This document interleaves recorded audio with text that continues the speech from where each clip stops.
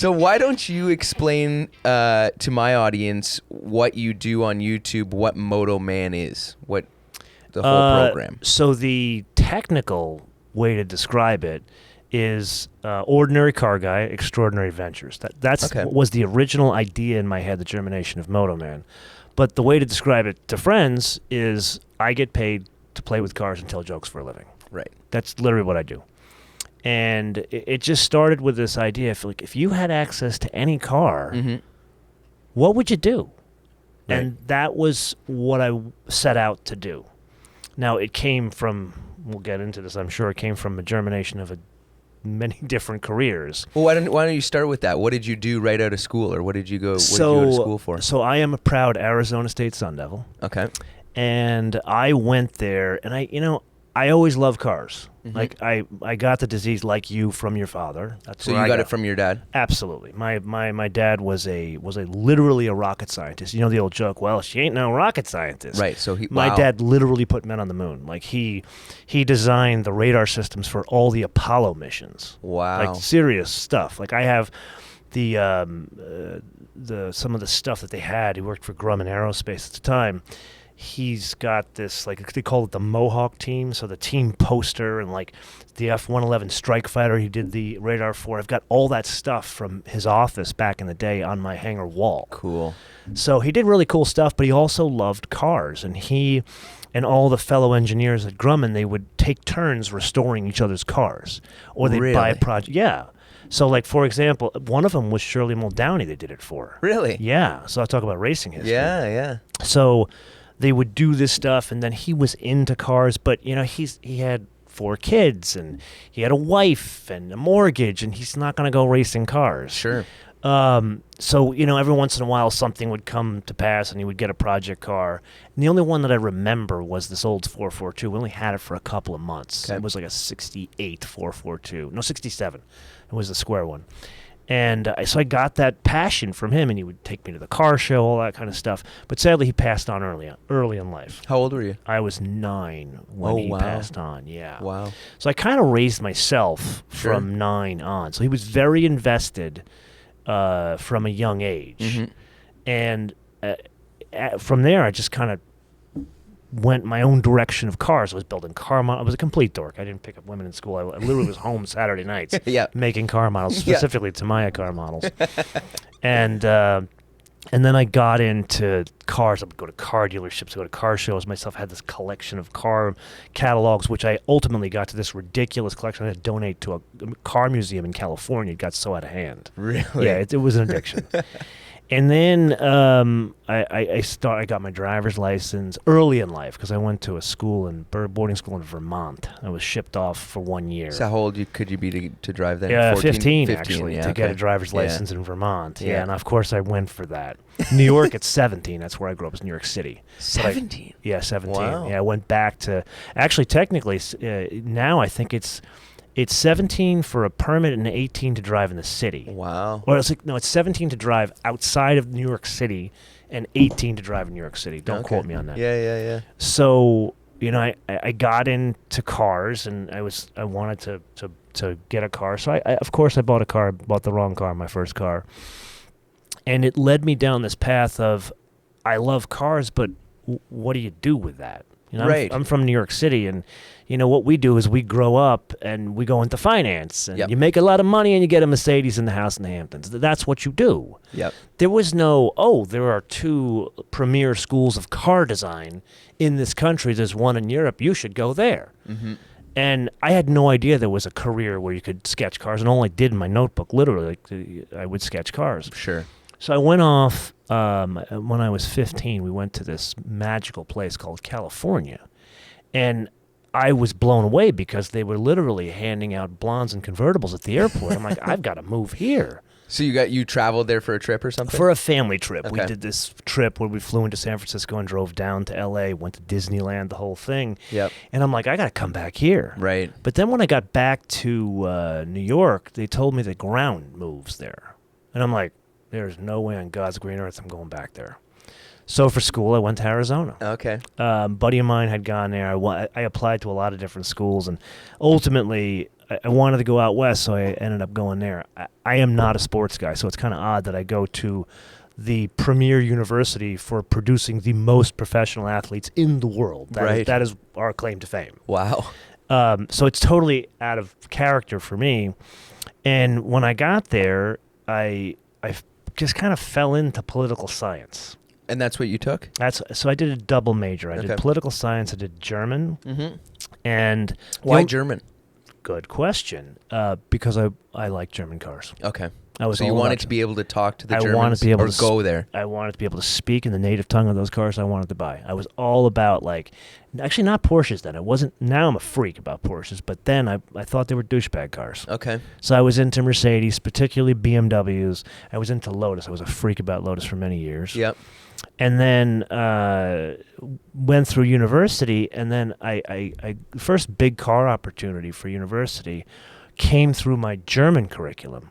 I was late to class one day, and I roll up, and then there's this guy, this guest speaker in my German class, and that's at the level where you're only speaking that language, whatever language you're in. Right. And he's telling us there's internships in Europe that are paid, and they're with places like Swiss Air, BMW, Porsche, and I'm like, wait a minute, I'm getting the translation wrong. Did he say paid internships? I go up to him afterwards, and I, in English, ask him, are you sure about this? And he's like, absolutely. So I applied. And he didn't have a choice. He was going to give me this internship. Right. And I was dead set. It had to be Mercedes or Porsche, which is in Stuttgart. Yep. Kind of a dump of a city. Okay. Outside of it, very pretty, but it's like this bowl of a city you drive down into. It's very gray. It's like I guess it's like Detroit of Germany. Okay, yeah. Don't get me wrong, lovely place, but not, when you think of these beautiful European cities, it's not picturesque. It's not Stuttgart, yeah. So I remember this guy, part of the interview process, it wasn't just you write a report or write an essay and then he looks at your grades. He actually called you every once in a while and just wanted to have a conversation to see what your conversational level was. In German, right. Whatever language he was testing. So the internship was more about the German than the automotive stuff? No, the internship was more about living in a different country. Okay. So he placed people in France, Switzerland, and Germany. His Gunther Seefeld. Okay. And so he was a German, Yep. so he had more connections in Germanic countries, but he also did this for France, and he did it for University of California. Right. So he would call you 6 a.m. So you went to Stuttgart? No, he calls me and he says, I've got great news, got you an internship, and I'm waiting to hear Porsche or Mercedes, what it's going to be. He says BMW. I was heartbroken. I'm like, BMW? That's not in Stuttgart. I want to go to the holy grail of cars. Turns out he did me the biggest favor of my life because Munich is a stunning city. Right. If you're a 20-year-old college student and this is your first time, A, living in a different country, and B, being immersed in language you've spent 4 years studying, couldn't have been a better experience. Because it's not this crazy big city like New York City, but it's a big European city, sure, very cosmopolitan, and it had so much to offer beyond just working in a car factory and talking about cars all days. So, we're 20 years old Americans, and we're walking through Inglischergarten, and of course, there's women sunbathing without tops, and it blows our mind. So you spent 4 days at the beach. Basically. Or we're 20 years old, we go into any bar we want, and we get this magical nectar that is German beer. A giant beer. Oh, it's wonderful. And I'm not a drinker. I'm really not a big drinker at all. I don't really drink a lot of beer, but up until that point, I was always the guy that was the designated driver, and I ended up going to Germany. I'm like, this is magical stuff. And to this day, it's the only really beer I drink. Sure. But then I had this opportunity where I'm literally building cars on the factory floor in Munich. I actually got a pretty good post compared to some of my other compatriots from the U.S. They would just assign you. Mm-hmm. And I got lucky. I got to work in the Getriebe sub-assembly. So basically where you married the transmissions and the engines for the 3s and the 5s at the time. So I was literally connecting the engine, the transmission, and building the accessory drive for all different regions. And the engine was brought to you on a conveyor belt, and the transmission was on this robot, and you would bring it all together and build it. So you had complete control over your workload, the speed of your work. Right. My roommate, he was working in one of the final shops where the car's overhead all day, and he's connecting the exhaust. He's putting a bunch of finishing touches to the back of the car, underside of the car. So he's like this. I mean, people on the podcast can't see my hands are over my head. Yeah. Sore shoulders. Horrible for 8 hours a day. Yeah. Yeah. Another buddy of mine he runs all of T&E for General Electric now. He was the dipstick man. What did that involve? Literally putting the dipsticks in the engine. That's all he did. He had good aim then. I'm sure his wife knows. Oh, that's good. So you did what, like a semester there or half a year or something? I did a semester there. Okay. Yeah. And then you go back, and where does your career lead after that? Where does stand-up comedy come from? Oh, now you're jumping ahead. So again, no one ever told me there's an art center. No one ever told me there's a CCS. Like they told Ralph, or they told Derek Jenkins. Yep. So I just kind of fell in when I came back from Germany. Remember, this was a paid internship. So I came back with money in my pocket. Wow. And I put myself through university even prior to that. Yep. So at that point, I felt I was a wealthy man. Sure. But I still needed a job. So this was back in the day when you didn't have computers that had like Craigslist job offerings, that kind of stuff. It was cards on the student services bulletin board for job listings, and there was this one: computer experience necessary, apply within. Okay. Turns out it was this very small computer company no one had ever heard of called Apple. Right. And no one wanted to work there at that point. That was when Spindler was running the company when I first came in. Okay. It was on its deathbed.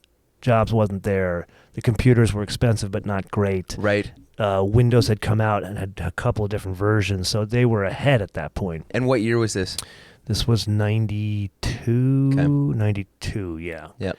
And so I was hired to be the detail rep to go into like the Best Buys and the Staples of the world and evangelize Apple product. Okay. So I was like the mobile genius, but only to the salespeople to teach them how to use these things. Right. They languished. No one bought them. Right.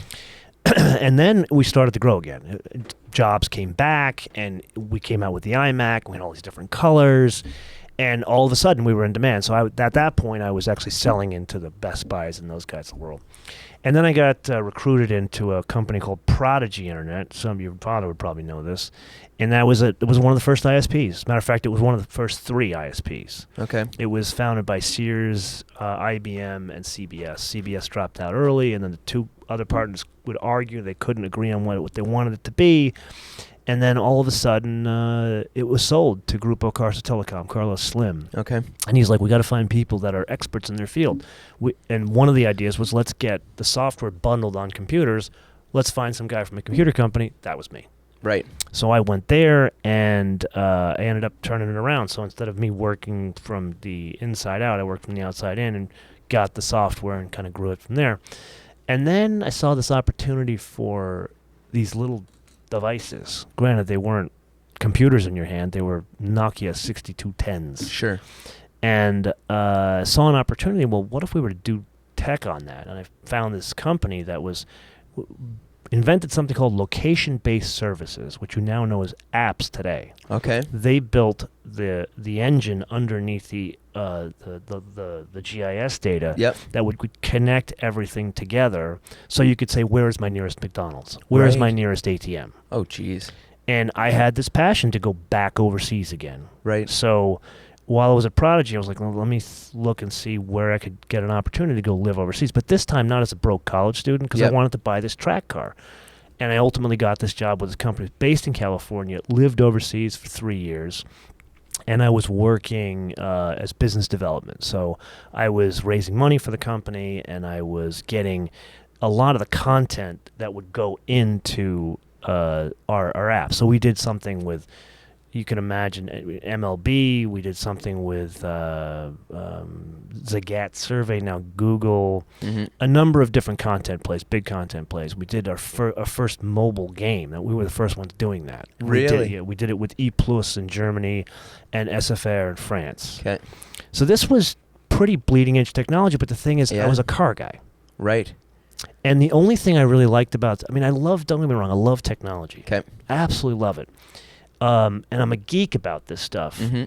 But what I was passionate about was the opportunities that they would send me on to trade shows or panel discussions, where I was the guy that would evangelize this technology. Because I remember I've been doing it at Apple for 5 years prior to that. Right. So I would go to conferences, and I was on panel discussions about mobile technology and mobile gaming, and how do you connect GIS data with devices in your hand in order to turn that into some sort of product that people will use. Mm-hmm. So you can kind of see where we're going with this. Yep. I was creating a distribution network for content. Right. So this is a very important pillar, I had no idea then, of what would come down the road. And then the technology boom went bust, 2001. Right. At that point. Everyone lost all their money. This gets to another theme in my life. I don't know how much you've seen my show. I preach to live a no debt life. Right. And I can appreciate that. Well, you have learned financial discipline from probably one of the best financial discipline masters of the world, who we did discuss this in his episode. Oh, okay, yeah. But I sadly learned it the hard way. Okay. You know, my dad died when I was 9. Right. My mother, she really wasn't that involved as I kind of raised myself. So there was no one that sat me down and said, this is how you balance a checkbook, or this is how you save money, or if a girl dumps you, this is what you do. Right. There was none of that. I ended up then trying to find myself in 2001, trying to figure out, okay, I had this great job, I was making all this money, I bought this cool track car, I bought in a Lotus Elise, bought the 120 horse car, the paint on the front clamshell cracked. Yep. So the brain surgeon that I am gets them to give me my money back every pound, and then I go and buy another one. Okay. I mean, these are the stupid financial decisions I was making. Yeah. But of course, I had to buy the more expensive one. Of course. I got the 111S at that point. Yeah. And sure enough, I went on all the track days around Europe. It was awesome. It was a great experience. But it was a very expensive experience. And in that, from 2001 to 2003, I tried to find myself. Through what? Track days? Through track days, through traveling the world, through chasing women, stupid things. And all I did was find myself broke. Right. That was it. Yep. So I joke around with people, and I teach a Dave Ramsey class at my church. Okay. And I joke around and I say, I literally I made every financial mistake in the book, and when I ran out of those, I invented financial mistakes. The only two I never done was I never went bankrupt, and I never leased a car. And you could see why I'm totally against this whole leasing car. We'll talk about that another time.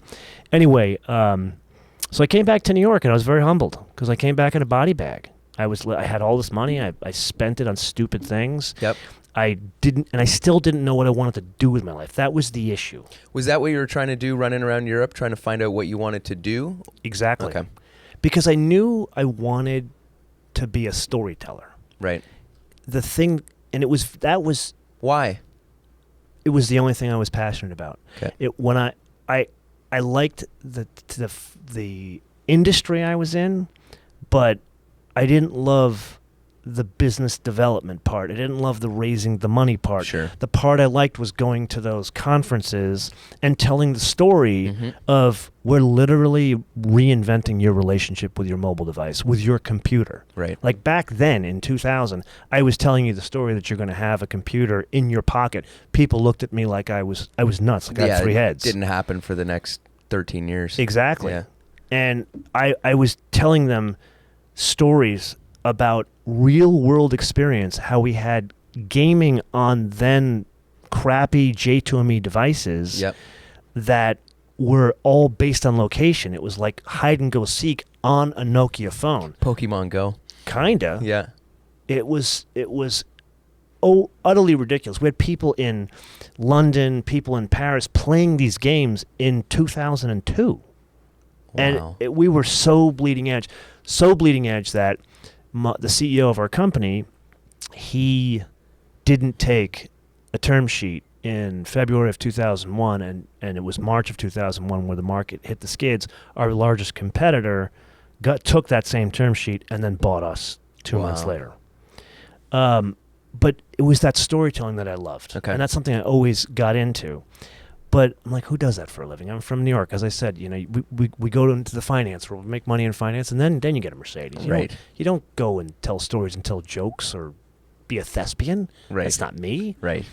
But again, I was at a crisis point. I'm literally like, I'm broke after spending a lot of money. I thought I had my life figured out. Most of my friends back then thought I did, and I didn't. Right. And it was a humbling experience, and I came back, and I'm a runner. I've always been a runner. Okay. So I would run every day. I would go on these long walks around New York City.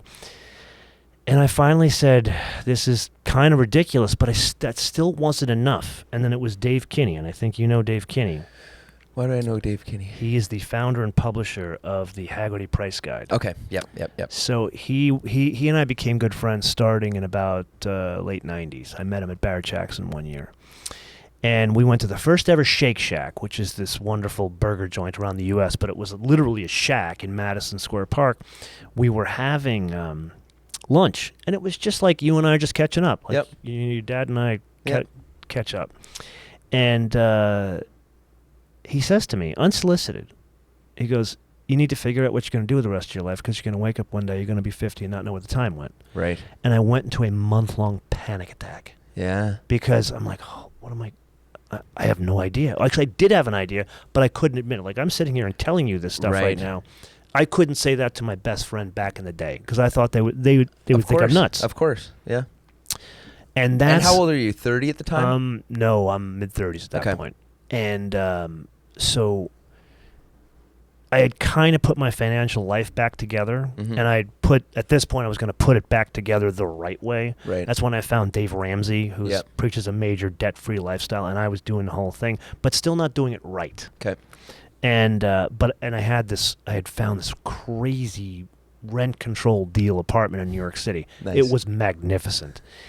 And I finally, after a month of soul-searching, the only thing standing in my way from actually changing my life was I didn't want to give up that apartment. Okay. It was magnificent. It was in this great block, the exposed brick, skylights, the whole thing. Not fancy. It was a walk-up. Yep. But it was the deal of the century. Right. Anyway, I finally got the balls up to go to the owner of the building and say, I'm going to give up my apartment. And they looked at me like, are you feeling all right? Right. And so I gave it up. And I got on a plane on October 3rd of 2006. And on October 4th of 2006, I was on stage telling jokes. Wow.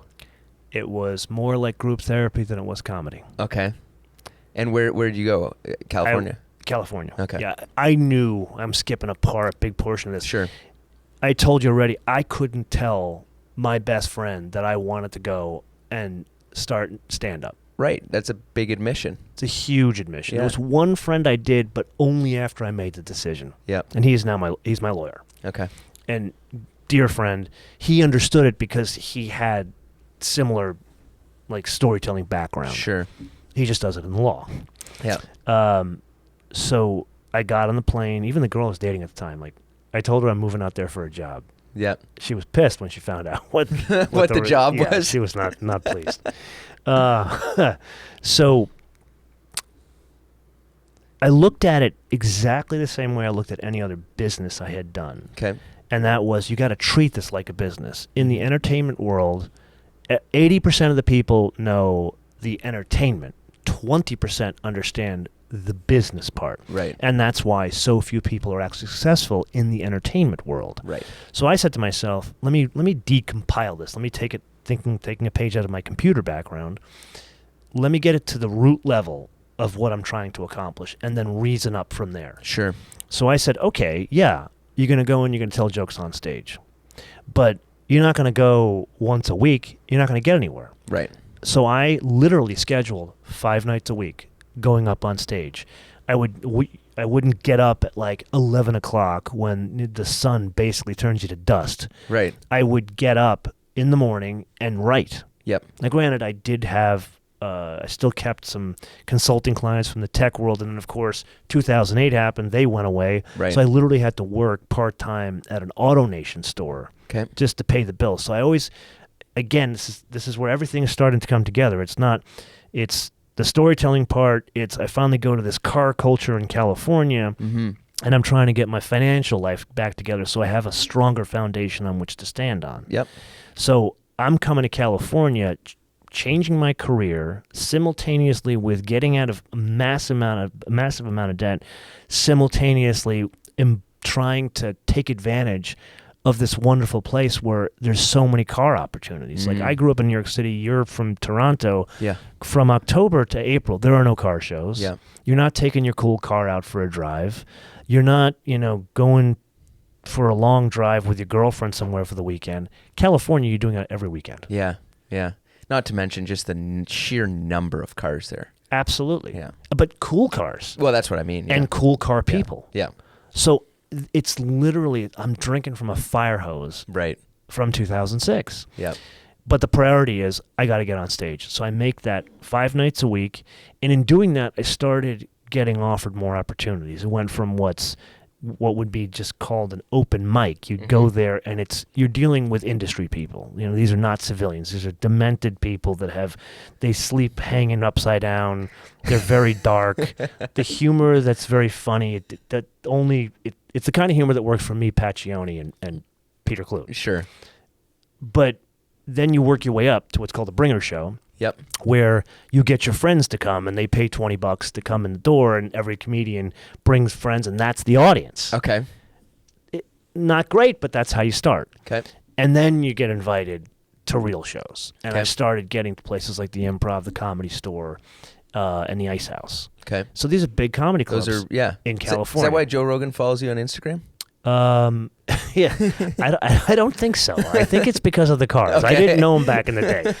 I was getting to these places, but not on stage with Joe Rogan. Okay. Like, to give you an idea, like the Comedy Store, they've got the main stage, and then they got the room upstairs. I was in the room upstairs most of the time. Like 2 or 3 times I got to the main stage. Okay.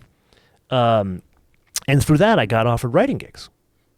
And people would come to me, like a lot of large men's lifestyle sites would come to me and say, we want you to write for us. And I would look at them. I wasn't ready for it because I still hadn't figured out the business angle of what I was trying to do. Right. I liked the storytelling on stage, but something about it, I didn't love it was like disconnected, because comedy, you have maybe 10 seconds to get the audience attention. Right. Where what you and I do when we're talking here, people, they want to settle in. Right. And I'm looking to tell you a story where what people don't understand about comedy, it sounds like a story, but it's many finely crafted jokes underneath the story that weave the whole thing together. Okay. And it's all based on premise and turn. So I give you the premise, and then I give you something that you're not expecting. You're expecting one thing, and then you get something on the other end. Got it. And you have to weave that together. That part I loved. I loved being able to do that. But then I'm thinking, well, what's the growth trajectory to this? Do I want to go on the road and start doing road shows? And then I got offered these writing gigs, and they'd be like, what do you want to write about? I'm like, I have no idea. And then finally, one of them, this large men's lifestyle site called Crave, I found them through a buddy of mine in the tech world, and they said, well, we see you doing the stand-up, and I actually skipped a step here. I had gotten a writing gig reviewing cars. Okay. One of the things they said, why don't you write about cars? And what I didn't know was if you wrote about cars, they give you a new car every week. Right. And I'm thinking to myself, man, I put myself in the poorhouse supporting a car habit. Yeah. When I could have done this, I am a dumbass. So I started writing about cars. And I remember the first car I ever wrote about was a Cadillac CTS-V. Okay, yeah. And it was a good start. Yeah. Really good start. And so then back to the story here, I go into Crave, and the guy, this is in 2009. Yep. No one's hiring writers. Right. And he flat out says, dude, we're not looking for writers. But we see you doing the stand-up, and we see you doing the cars. Why don't you do a series for us? Okay. And I can't honestly tell you I wasn't thinking about doing that. I just didn't feel like I was ready. Okay. I didn't feel like I had all the pieces in place. Turns out, I don't want to get religious on you, but, God puts opportunities and people in your life for a reason at a time. Sure. And one of my mentors in life, he was a very accomplished cinematographer. He did Dress to Kill, Stop Making Sense, like big movies. He had this great saying: "You have everything you need within 6 feet of you." Turns out he was right. Yep. I had a very good friend from high school. He was a first assistant cameraman on big movies. He's the guy that pulls the focus on the cameras. Sure. And he liked cars, and he lived a couple of blocks from me. Yep. And he wanted to shoot cameras on his own, and he had his own camera. And I had the cars. Yep. And I wanted to tell stories. Turns out we have everything we need. There it is. And we started it. And it literally... Was it a big decision to start it? Like, hey, I'm gonna jump in with both feet, or I'm still gonna dabble in stand-up, I'm still gonna write, I'm still gonna do these other things? No, I'm gonna keep everything going. Okay. The idea was, remember, I don't want to make this a financial discussion here, but I came with a crazy amount of debt. Right. I racked up a lot of debt doing stupid things plus starting a business. Yeah. Actually, the funny thing is, the business that I started... Because after I left the technology company in England, I actually did start a business that we did development on mobile platforms. Okay. And so we did games. At this point, you're starting to see the germination. You saw the Sidekick, things like that. Yeah. And we're starting to just see before mobile devices like we see today. So I did games for Major League Baseball. I did games for, I'm trying to remember. Who else? Oh, Boost Mobile, we did some games for. Sprint Mobile, we did some games for. Verizon. So it was a real business at that point. Right. That's my business still today. The business that owns MotoMan is that same entity. Okay. So in order to get that up and running, all the technology involved and everything, that takes money. So I came to California with a crap load of debt, and I was just focusing on paying off the debt while I was doing all of this. So that's why you had to do everything. The comedy didn't really make some money, so I did this ridiculous part-time job where I was the internet guy at an AutoNation store. But car sales, you can imagine, is 25 hours a day, and you have to work on weekends. I went to them I could only work 9 to 5. Sure. I cannot work on weekends. Yeah. So this was the only job I could get, and it paid the bills. Right. And paid off debt. Right. And the good news about doing this deal with this large men's lifestyle site, we were making money from day one. Not a lot of money. Okay. But we got paid dollars. To do your show. To do the show. Okay. Were we in the black then? No, we were in the red. Sure. But it was an educational experience that here we have created this creative product. We dreamed up on my own. Yep. And someone wrote me a check for it. Right. Getting on camera, reviewing cars, or talking about them. At that point, I wanted it to be something a little bit different. I didn't set out to be reviewing cars. Okay. I set out to do these adventures. And that's, if you look at the first season of the show, it's exactly what it is. Okay. That's when I did this thing where took an Audi diesel Q7, and the idea was to run it out of gas. How far can you go on a tank of gas with it? And we drove it to Peters Sinks, Utah on one tank of gas. Wow. Coldest place in the lower 48. I did Targa, Newfoundland in that first year. Yep. So these are these places, these things that I want to tell these stories. Actually, you can kind of see it here. Here we are in Peters Sinks, Utah. Did they get upset that you just drove her right out of gas? A little bit magic behind the scenes. Okay. We kept a tank of, or a can of diesel in the back seat. Good. Yeah, so just in case the thing crapped out, we could load it. And it turns out, good thing we didn't, because if you run a diesel vehicle out of gas, it's a massive problem to the fuel system. It's no good. It's not good at all. My alarm bells were going off there. Actually, so this opening you just see on, this is an early version of the show. Yeah. This opening, storytelling. I'm OCD. Okay. I'm very detail oriented. Okay. To me, it's all about detail. That's what makes or breaks a product, as you've seen in the great cars you have in this building here. So I didn't want something where I'm just some douchebag standing on the side of the road telling you about a car. I wanted a format like a TV show. Yeah. And the idea was, okay, we got to have a good opening. Right. So turns out, again, remember we were saying you have everything you need within 6 feet of you. Mm-hmm. The guy who was the camera operator, his brother was an artist. Okay. So he made these basically slates of my life. He's got one where, like, my mom tells the story that when I was growing up in my high chair, I would eat food and then I would clean the plate and then I would use it as a steering wheel. Right, I saw that. That's the first one. Okay. The second one is me in Germany. You see the 4 towers, the 4 cylinders of BMW Tower, and you see me in a factory. The third one is me in at the Comedy Store. Right. And right. so it zooms in to each aspect, each place I lived in my life. Yeah.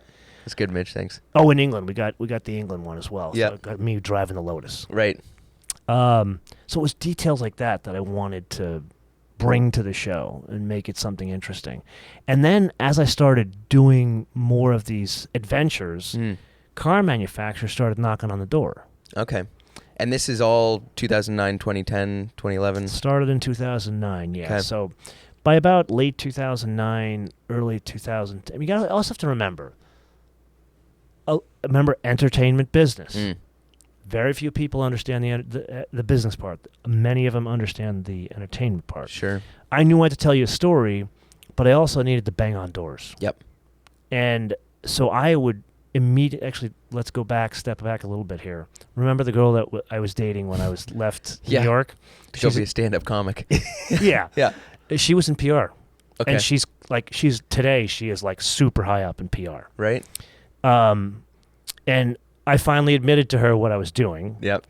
She was pissed. She invited me to a family get-together in like a reunion in South Carolina, and I told her I couldn't go because I had a show at the Comedy Store, and that's when I had to admit to her, right, what you were doing. Yeah, what you're she up was to. Pissed. Anyway, I told her what I was doing, and I was doing this stuff with the cars, and she's like, "You are a moron." I'm like, "Why am I a moron?" And she says, "Because you realize the car manufacturers will just give you these cars. Right. Just call them and tell them what you're going to do, and they will gladly give you these cars." Absolutely. It's free content. Exactly. And I didn't put 2 and 2 together. But you also have to remember back then, we're talking 2009. It's me, it's Matt Farah. Yep. It's Motor Trend really wasn't even into it at that point. Right. They only got into it big after YouTube gave them money in 2010. Same with Car and Driver. Right. So it was just like guys like me and Matt and a couple of other guys that had just started out at that point. Yep. There was no partnership program. You weren't making money at that point. Right. YouTube wasn't paying. Just started. Okay.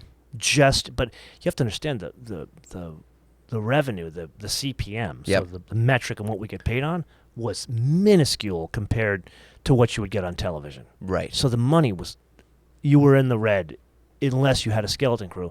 And that taught me a huge lesson.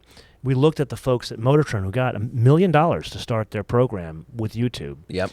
And they approached it like a TV show. So Yep. you were paying like the camera operator $800 a day. You're just playing burning the money. Yeah, burn money. Yeah. We couldn't do that. Right. So we were a skeleton crew. We were super lean. We didn't spend a lot of money on gear. Where we needed to. Like there was a lesson that I learned that you can't get too crazy with the gear. Right. I put too much money into the gear, and then I learned actually from Casey Neistat of all people that the best camera that you want is the one you can pull out the fastest. Sure. Otherwise, you miss the action. Yep. And I was so fussed on we got to get the shot right, and it's got to be perfect, and we got to get the frame. That's crap. Because at the end of the day, you still want quality. Yep. But you got to get the shot. You have to get the shot. Yeah. And I learned I'm to bouncing recreate around a lot it is now. no good. Yeah. Yeah. You can't do it. Yep. So based on what Jen, that was her name, banging on doors, I start calling every car manufacturer. I want a car, I want a car, I want a car. And right. most of them were like, we'll see. Okay. General Motors and Nissan were the first ones that said, you know what, most of us are going to tell you that our fleets are small and we can't support you right now, which was the truth because that was just after the economy fell off a cliff. Right. But they're like, nope, we're going to give you cars. Okay. And they started giving me cars. And then I turned that into these reviews. Mm-hmm. And then that opened up more doors to call more car companies. I remember finally calling Porsche. And the guy flat out said, no. I called the guy at Bentley, and I said, hey, I'd love to meet with you. And the guy couldn't have been nicer. Right. Let's be honest. You know, the PR world, you get just like any world. You get lovely people, you get not so lovely people. Mm-hmm. The guy at Bentley was super lovely. Nice guy, down to earth, from Michigan. Yep. And he took the time to meet with me at auto shows, but I remember the first meeting we had, he goes, you know, I love what you're doing, but you're not ready for a Bentley. Okay. And I do not take no well. Yeah. So I made it my mission in life to chase that guy. Yeah. And so we had another meeting. But you're not ready for a Bentley. But you're still not ready for a Bentley. And then finally, I'm minding my own business one day at a show. This guy, his name was David, came up to me, taps me on the shoulder, and he just looks at me and goes, you're ready. That's great. Sent me a purple Bentley. Nice guy. So I started doing the reviews, and the reviews, that's where the growth came. Right. You know, I love doing the adventure things, but the reality is, we talked about, you need to stay lean and mean in order to have longevity in this world and longer to grow. Yep. Otherwise, you turn into Motor Trend where you go bankrupt. Mm-hmm. You know, no dig on the guys at Motor Trend. You know, Johnny's a lovely guy. Yep. But the way they run it, you can't afford to do that. And that's why their businesses, that's why they're owned by Discovery Channel now. Yep. And they run it a different way. Yeah. Oh, yeah. Yep. So, you know, guys like me and Roman from TFL Car, we are notorious for keeping our productions small, lean. Yep. But I was the first one really focusing on quality. Like if you look at my product, it is a high quality product. Oh, it looks like a TV show. And that I always wanted that to continue to be the high quality product. And it's not just like, oh, I want it to look like a TV show. The sound has to be a certain way. We were just talking about this. We just started with the Sennheiser equipment here. This is not cheap. Yep. What we've got. You could have bought something for $100. This is 5 times the price. Right. But it makes for a better product. For sure. The other big thing for me is I didn't want to be the douchebag on the side of the road saying, hey, here's the new Festiva. Yeah. So from day one, I had to have a studio. Okay. And I ended up doing this relationship with a small car museum in El Segundo, California, the Automobile Driving Museum. And it gave me a platform and helped them. So they said, originally it was $100 an opportunity for me to use their ballroom to shoot. Okay. And then finally the manager of the museum comes to me and he goes, this is a waste of our time and your time. Why don't you just promote the museum and you can use it anytime you want? Perfect. And so it became the background for my show. And then it also launched the second show, which is inside the MotoMan studio. Started that in 2014. Right, where you interview guys. Exactly. Okay. So I love the car thing. I love driving the cool cars. I'll be honest with you. Do I like driving crossovers? No. Right. I like driving GT3s. I like driving old Gullwings. I mean, you get it. Yeah. But you know what? As I was going through the process of even going on the drives for the crossovers or the Toyota Avalon. Yep. The more interesting part was sitting with or meeting the folks behind the cars. Right. The key folks shaping the car world, as I would call it. For sure. People are the most interesting things on earth. Absolutely. Yeah. We don't buy a car, we buy a story. Yep. And the stories from some of these people were amazing. And I was very fortunate to meet both Ralph Scheel and Bob Lutz early on in my career here. Right. And so I remember making this crazy proposal to General Motors. So remember the same guy had said, everybody's going to tell you that their fleets are small and not give you a car. That's crap. I'm going to give you a car. Bob Lutz announces his retirement in 2010. And what was his position at that time? He was vice chairman of General Motors. Okay. And ran product too. Yep. He announces, it was 2010 or 11, he announces his retirement. I'm like, this was the guy I've been following for, like, living in England, reading car magazines, growing up in high school. I was following this guy's career. Same with Ralph Scheel. Right. And explain to people who Ralph is. Okay, Ralph. Well, just quickly, yeah. Yeah, Ralph. Or what he does. He's the chief designer of Stellantis. Yeah. But he's also a massive car guy and a track rat. Absolutely. And a Canadian. Yep. Yeah. Yep. So Bob Lutz was retiring, and I'm like, you know what? I gotta meet this guy somehow. So I go to his name is Dave Barthmas. I went to Dave Barthmas and I said, I want to do an interview with Bob Lutz, and I'd like to do it at the Heritage Center, and I'd like to drive a classic car with him. Cool. So I'm hitting him with a triple whammy. Yep. And you could hear, like, on the phone, like, this guy is beyond crazy. Right. And he goes, I'll take it. I'll run up the flagpole. Yep. And Bob liked the idea. Cool. He agreed to it. Cool. And I was nobody back then. Like, we weren't, the show, I'm big with, like, 25-year-old car guys. Right. There's never a hot woman in an airport that says, "Oh my God, that's MotoMan." It's always dudes. Never. Yeah. Of course. Yeah. So, but back then it was still a small thing. Right. And Bob Lutz agreed. And I was over the moon. Then they say, well, what car do you want to drive? And I said, got to be the first ever concept car, the Buick Y-Job. Okay. And at that point, even Dave Barth was like, there's no way we're making this happen. Floats it to Bob. Bob said yes. Perfect. Done. So I'm one of the few people outside of General Motors that has driven the Buick Y-Job, first ever concept car. Wow. And that, he just took a liking to me. We got on like a house on fire. Yeah. And we've been friends ever since. Whenever I go to Michigan, I go hang out at his house. We smoke cigars together and play with his pet pig. He's got 2 pet pigs now. Okay. Yeah, Bob Lutz. Oh, You should hear him. He goes, "Here, piggy, piggy." Great guy. Genius. That's great. It's like sitting and getting a master class in life when you just listen to him. I learned so much from this gentleman. Sure. Ralph, same thing. Yeah. Ralph is my age. Yep.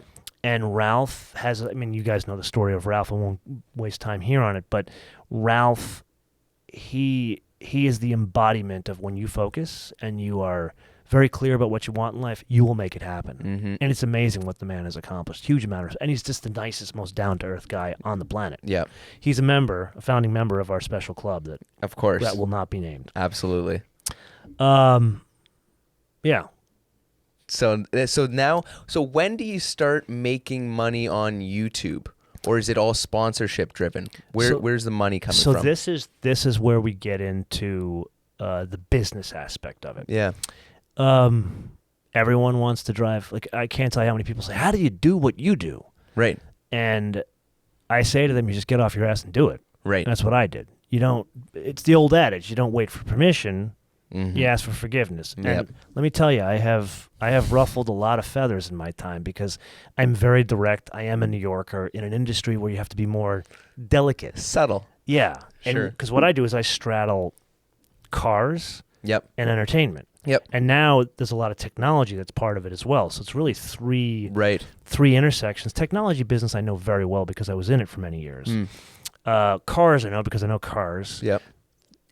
Gilding the lily in the entertainment world and even PR world, that's a challenge. It was a challenge when I first started because I definitely offended some people. In what sense? What ruffled feathers? I was very direct.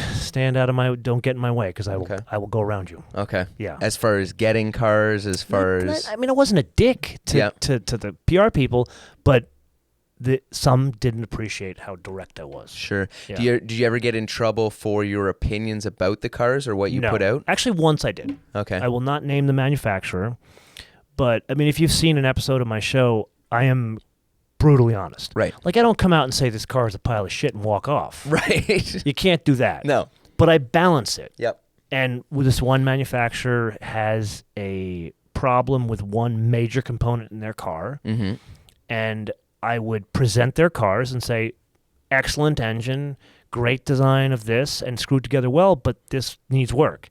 And a couple of PR people were dispatched to my studio. You need to stop talking about this one component. Right. And I said, you are not my customer. The viewer is. Yeah. Fix it. And I stopped getting cars from them for 3 years. Yeah. That'll happen. And no invites to events for 3 years. Right. Yeah. But that's changed. So did you... Because you were on YouTube, like first 2 years or first 3 years of YouTube. So the first two, we got on YouTube in like 10 or 9. So I was a year doing the show without YouTube. Okay. I didn't want to be on YouTube because I didn't want to be confused with the folks that are on the side of the road. Hey, here's the new Festiva. Right. Right. But a buddy of mine, the same guy who introduced me to Crave, he's like, "You need to go out on YouTube." And I looked at him like he's nuts, and he says, "Here's this guy's name at YouTube," and I'll never forget it. His name was Andrew Bangs. Okay. If that is not a porno name, I don't know what is. So I call Andrew Bangs, and he says, "Whatever Andrew Bangs says, do." And Andrew Bangs helped me out, got me onboarded to the platform, and he would pick and choose content and help me understand how to promote it. Okay. But in terms of, you're probably going with, how do you make money doing this? Yeah. And the big thing is, it's like we were saying, you got to have a lot of opportunity, and basically the way I describe it is you got to have a lot of hoses into one bucket. Sure.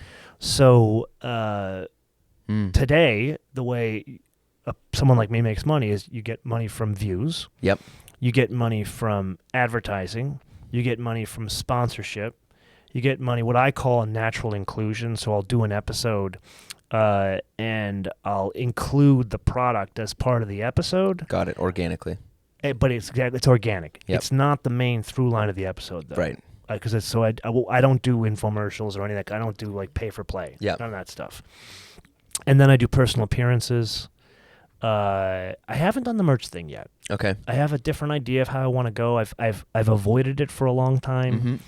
Something I'll probably change at some point. I'd love some input from the audience, see if that would be open to that. Yeah. But I just didn't want to be the guy doing the T-shirts and the mugs.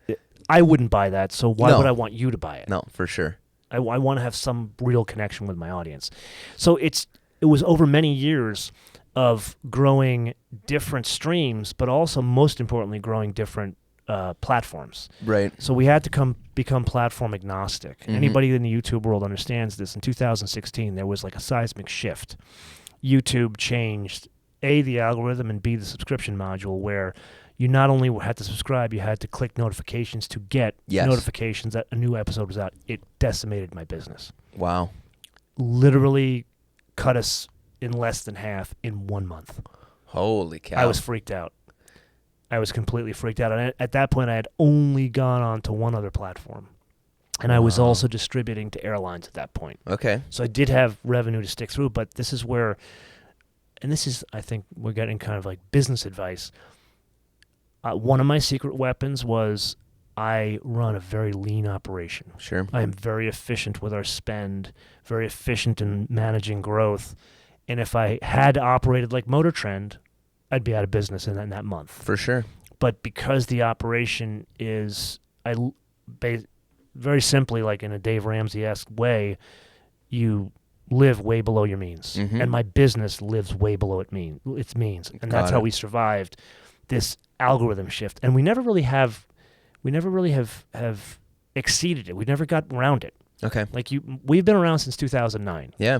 And I can't tell you how many times I get people saying to me, I don't know why this channel doesn't have 1 million subscribers. We don't understand either. Right. Where we look at other platforms we're on and we get way more views than YouTube. Right. It's the weirdest thing. Interesting. Yeah. Yeah, you'd think that there was just there'd be more momentum there being on for stopped. so long. In July of 2016, it hit a complete wall. It was ridiculous. Huh. Yeah. So I've got to ask you about EV cars being in California and what's going on there. Oh, that's a topic unto itself. Yeah. Yeah. Well, you're also a political science major. So. Yeah. This is where we get in. Definitely, this is more about politics than it is about technology. Right, but they're becoming so intertwined that. Not intertwined. They are one and the same at this point. Right.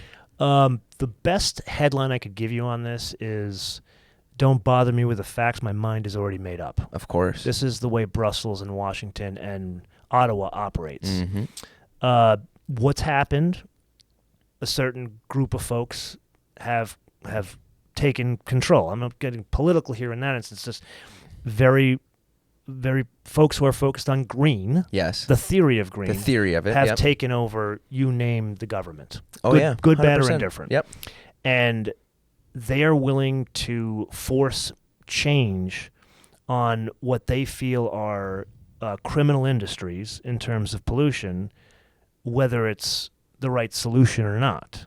Right, whether it actually reduces pollution on net or not. Exactly. Yeah. So sadly, the U.S., or not the U.S., but the car industry was the biggest target because it's the most visible. Right. When in reality, the biggest target is the logistics industry. So shipping, trucking. Yep. If you really want to have an impact on emissions, you're going to go and you're going to change shipping. Right. You're going to work in aviation. That's harder to do. That's a different discussion. You're going to work on long distance trucking.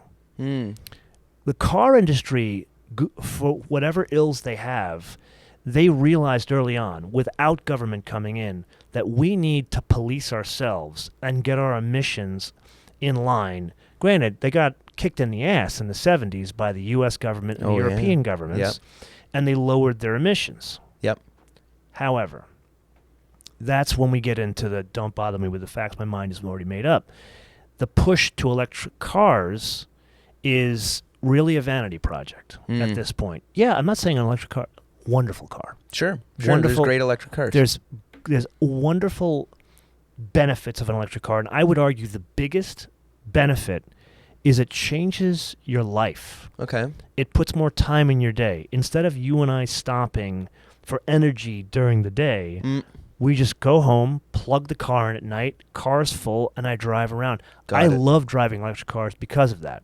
However, I have a very significant problem with Brussels, Washington, and Ottawa ignoring the pitfalls of forcing, it's not really forcing, but forcing a change at a specific fast pace. Sure. Now, most EV zealots will say, I'm nuts and I'm a Nazi and we're not moving fast enough. Right. But when you think that California, as well as Europe, wants to go 100% EV in terms of new car sales by 2035, how are you going to accomplish that?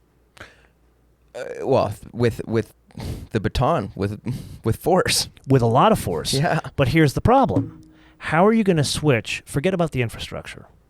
Elon Musk has proven if you put enough money and enough effort and have brains to do it, you can deploy a network of chargers. He's proven it. Yep. That's why it's one of the big reasons why his cars sell. However, are you going to go to government monopolies around the U.S. and Europe and force the energy, the grids, to change their entire energy supply and how they create energy in, 13 years? Oh, it's insurmountable. You can't do it. It's not insurmountable, but we're not talking 13 years. You're talking 30 years. Oh, sure. Yeah. And at that, for 5% of the volume of cars you want to sell. Right. If we were to switch on the EV volume that all these car manufacturers want to do today. Onto the electrical grid. Onto the grid. If we put 5% of their volume, their projected volume by, say, 2030, yep. Most grids, places like California, you'd have rolling blackouts. Right. Then, put that aside. If that's not enough for you, you have to make a deal with rogue nations to get the minerals that go into those batteries. Absolutely. And I cannot understand why, and this is not just a Washington thing, it's a Washington and Ottawa and a Brussels thing. Mm-hmm. Why the hell do you want to put your ass in a sling to a rogue nation that already is hostile? Sure. And now you want to make a deal Yep. for the precious metals that go into the packaging of providing energy in those cars. Right. This I don't understand. And make them rich. Yeah. Yeah. I'm a big believer that you want to knock them at the knees. If you want to have a, well, we're getting a little political at this it's point. fine, I don't but want to get too far down the road here. But a lot of these countries don't give a damn for human rights, and you want to just make them rich. And how do you morally square those two things? They don't. Yeah. Again, it goes back to don't bother me with the facts. My mind is already made up. It absolutely blows my mind that the U.S. has such a hostile energy policy, yet they're willing to hand over the control of our energy to China. Yep. That you cannot square that. No, to a totalitarian government. And that's the political side. The technology of the cars is there. Mm-hmm. Granted, we have a lot more work to do on the batteries. Sure. So there's a startup in Detroit that's working. BMW's got an investment in them, and what they're doing is they're trying to create a battery that relies on less precious metals, less minerals. Okay. Will it work? I don't know. At some point, yeah, maybe. Then there's other companies that are being invested in by other car manufacturers. Can't give you all the details, but there's that. The one line is solid state batteries, like they're in these kind of phones, right?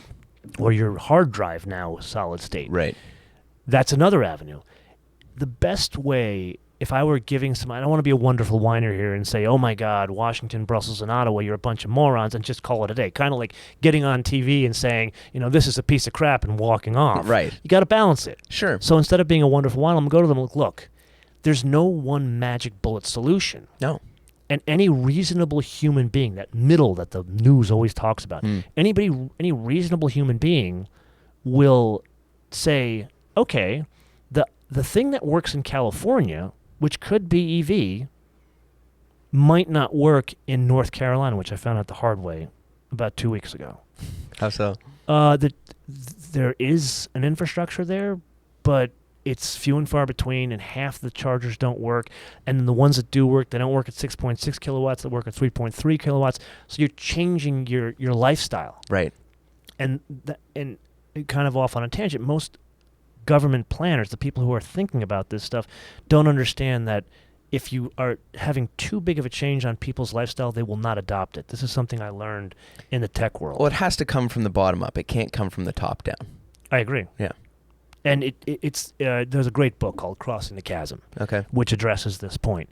And it's the same, it's like that bell curve kind of thing, where you get the early adopters here, Yep. and then you get that bell curve, it's starting to grow, and then there's the huge jump where that's the crossing the chasm into massive adoption. Right. And we've done that already with hybrids. We've done it already with plug-in hybrids. Yes. And I feel that a plug-in hybrid is a good solution today because it fits into all infrastructures no matter where you are. Right. And you can use full electric in town, but then you can drive from where we are now to Detroit in 3 hours. Right. And not have to worry about range. Yep. So in other words, what I'm saying is, let's put a potpourri of solutions together based on where we are in the world. So there might be a different solution in Europe. Like France, they're more ready for EV than we are because they made the investment into what even the green parties would say is clean energy. Some would argue that nuclear isn't. It's not safe, they may say, but they have the infrastructure and the grid to be able to support that kind of the volume, the demand. Yeah. Where Germany, as we have learned over the past couple of months in the news, they are definitely not. Matter of fact, they backed down from the EU. The EU had this whole thing, 2035, no more ICE cars. Right. Germany, after realizing the problem they have with heating homes and their reliance on Russia, ultimately they backed down and said, okay, we can't support this anymore. EU freaked out, and so they came to an agreement. Now green cars includes net zero carbon emissions, so hybrids. Okay. See how that changes? Yep. Yep. Well, especially when Germany says that in the EU. Well, Germany writes a check for all of Europe. Yeah. Yeah. The Bundesbank controls the EU's bank. Yeah. Yeah. Yeah. Huh. Yeah, I don't know. So, like, there's such a divide now between those policies, say in California and then wherever, northern Alberta or Florida, or what's going to happen? Is it going to be, will everyone be driving electric cars in California and everyone still be driving their 90s Ford pickup trucks in Florida? Or? Well, California is more aggressive. California is it's an example of a supermajority. Right. Somewhat political. Ideally, you want to cut the edges off. You want to cut the extreme left and the extreme right off and focus on the middle. Sure. California is the extreme of extreme of extreme of extreme left. Yeah. And what that means is there is no balance. Right. There's no pushback. Exactly. Yeah, there's no reasonable pushback. Right. So what they wanted to do was completely ban gasoline cars after 2035. They've studied it now for 2 years, and they finally have made public that they're going to ban the sale of gasoline cars from 2035, but they will allow people to either drive around with gasoline cars or sell a used gasoline car. Or if you're moving from, say, Texas to California, you can bring your gasoline car, because it would be an undue burden on a civilian to say, I just bought this car 2 years ago. Now you want me to buy what's going to cost $75,000 in 2035 for an EV? Well, that's just insane. Like, all the guys who have collector cars in California, which they are all in California, would move. Absolutely. California, this is where you get a problem with a supermajority, right or left. Yeah. At some point, money is fungible. That's what most people don't understand. That's where my New York side comes in. Money is fungible, and that's why you see money move around depending on what government policies impact it. So right now, you have a lot of mass exodus of money from Hong Kong. It used to be the financial capital of Asia. Right. And then back starting in the late 50s and early 60s, Lee Kuan Yew invented this alternate financial capital of Asia called Singapore. Okay. And so now they have a place to go. So all that money is leaving Hong Kong, going to Singapore. Right. Because of financial mandates, because of financial policy. And you're starting to see that same behavior with energy policies. Right. Specifically the U.S. and Brussels. What are their energy policies as it impacts car manufacturers, as it impacts energy providers, as it impacts the grids.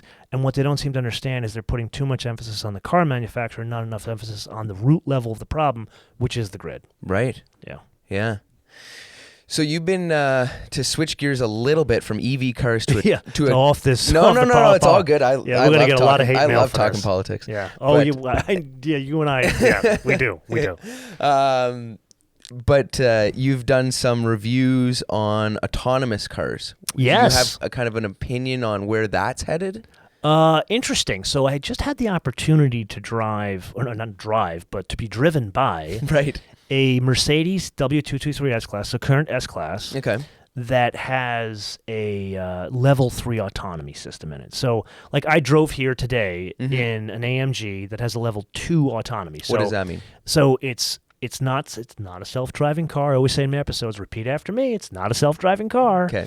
What it is an advanced cruise control system. Okay. So it's a cruise control system that has keeps a distance between you and the lead car. Yeah. And then it has cameras around the car, as well as LiDAR, depending on the system, LiDAR and or radar, and stereo cameras in the front that keep the car in the lane. Okay. So don't tell the province, I set the cruise control for 120K. Yeah. And I'm screaming down your way overpriced toll road here, the 407. Oh, but it's beautiful. Probably it's stunning. It's stunningly beautiful. What did it cost me? $50 to get here from Baccioni's? Probably. Yeah. But it is what it is. It's a lot straighter. It's a stunning place, yeah. But someone actually, someone dumped a bunch of garbage on the road. That was the weirdest thing. Anyway, so the car is keeping itself. It's basically driving itself in the lane. Okay. However, this car we're looking at right now, this W223 S-Class, which I just drove a month ago at their proving grounds in Immendingen, Deutschland. Okay. Yeah. My first international trip in almost 3 years. Very excited about this. That car has the level 2 system. Yep. So that means it's got the cameras, it's got the LiDAR, it's got the stereo cameras, and it's got the sensors in the bumper. However, this one adds a sensor in the left front wheel well that can hear moisture. Okay. It adds a camera in the back, and it adds a bigger GPS antenna on the car. And that works in conjunction with the software that was already there for level 3. And what it will do is will drive the car on mapped roads, and you do not have to put your hands on the wheel. Oh, wow. So the AMG I drove here, every 30 seconds it's nagging me, put your hand on the wheel. That's the government telling you to do it. Right. The government is not allowing the car manufacturer to pass the liability onto themselves. Okay. This is the car manufacturer taking over the liability. So you don't have to put your hands on the wheel? On a mapped road. So on the 407, the 401, sure, the 95, the 10. With proper lines and all that stuff. Okay. So the Mercedes has this system. Tesla has a version of the system. Ford has a version of the system. GM system is magnificent, as is the Mercedes system. You're going to start seeing more of these. Okay. But the big thing that's happening now is Mercedes is the first one to get government approval for the state of California as well as Germany to start selling these things and marketing them commercially. Wow. So it's still, repeat after me, not a self-driving car. Right. However, that's level 2. Level 2 is adaptive cruise control. Okay, this also is adaptive cruise control as well.